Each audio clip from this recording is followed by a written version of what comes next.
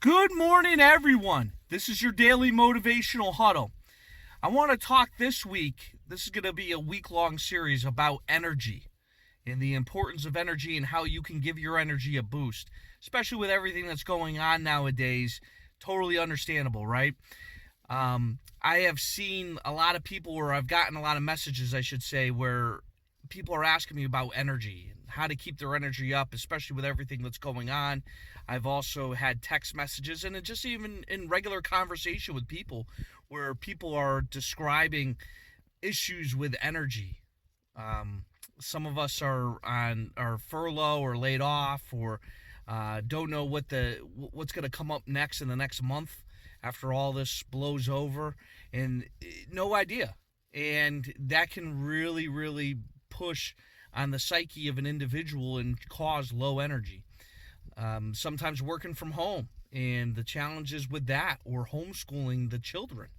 And obviously that stuff gives you purpose, but sometimes we need a good kick in the ass sometimes to get going. And we have our daily ruts anyways. As individuals, just in normalcy and normal situations, we get into daily ruts all the time. And how we bounce out of those really determines on how the day goes, if you really reflect on those things. So taking a look at this and looking at the situation we're in, it doesn't surprise me that we're all getting into more ruts on a consistent basis daily. So we have to find the things and go back to the fundamentals and the basics of how our energy is created and how we can bounce back. So today, for part one, we're going to cover sleep. Sleep is something very important to your energy and your overall energy. How you sleep, when you sleep, those are important questions to know and know the answers to. One of the things that I highly recommend is you monitor your sleep. And how you do that is there's some apps out there. One of them that I use is called Sleep Cycle, and it has allowed me to understand my sleep cycles, my personal sleep cycle, because I could tell you right now, hey, if you sleep for 8 hours, you're going to have energy. And that's all bullshit. That's not true, because the average person doesn't need 8 hours in order to feel energized. The reality of the situation is once you understand your personal sleep cycle, you have an idea of how you should sleep, what should be your amount of sleep that you should get on a daily basis. Some days you may have to get less because of work schedules or things you're trying to accomplish, and other days you may be able to sneak in an extra sleep cycle. But once you understand your pattern of sleep, you're golden. You then can carve out the necessary time in order to feel energized. So I'll give you an example. I can't get more than 7.5 hours of sleep if I'm going to maximize my sleep. And the reason being is because I'm on basically, not exact, but basically an hour and a half during my sleep cycles. So that means I fall asleep, I go into a sleep, then I go into a deep sleep, then you bounce a little bit out, right? You start going back into a regular sleep, and then you're actually awake. Have you ever felt like you woke up and you look around and then you go right back to sleep? Well, that's because your body, moves you out of sleep, because it was out of survival instincts.